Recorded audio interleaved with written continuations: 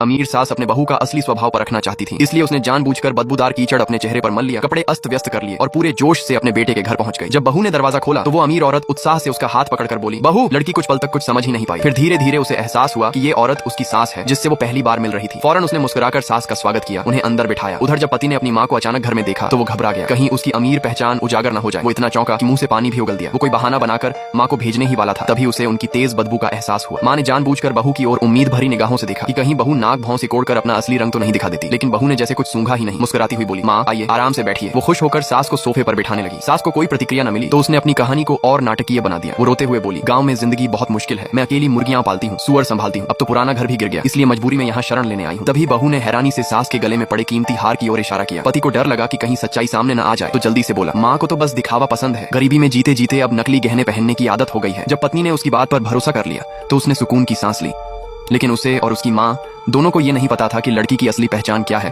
वो खुद दुनिया के सबसे अमीर आदमी की लाडली बेटी थी। उसके नाम पर इतनी जायदादें थीं कि गिनी नहीं जा सकती, पर उसे पैसे की इस अंधी दौलत से थकान हो चुकी थी। अपनी पहचान छिपाकर वो एक ऐसे आदमी से मिली जो खुद भी गरीब बनने का नाटक कर रहा था। दोनों के स्वभाव इतने मिलते जुलते थे कि दोनों ने गुपचुप शादी कर ली, बिना अपने पिता को बताए। जब उसके अरबपति पिता को पता चला कि बेटी ने शादी कर ली है तो वो गुस्से से आग बबूला हो गए। उन्होंने अपने नौकरों को हुक्म दिया, पता लगाओ किसने मेरी बेटी से शादी की है। उसी समय लड़की जो अपनी सास से बात कर रही थी, उसे बटलर का फोन आया। बटलर ने कहा, मैडम, आपके पिता को आपका पता मिल गया है, वो आपको घर ले जाने आ रहे हैं। अचानक लड़की ने दरवाजे के बाहर गलियारे में पिता की आवाज सुनी।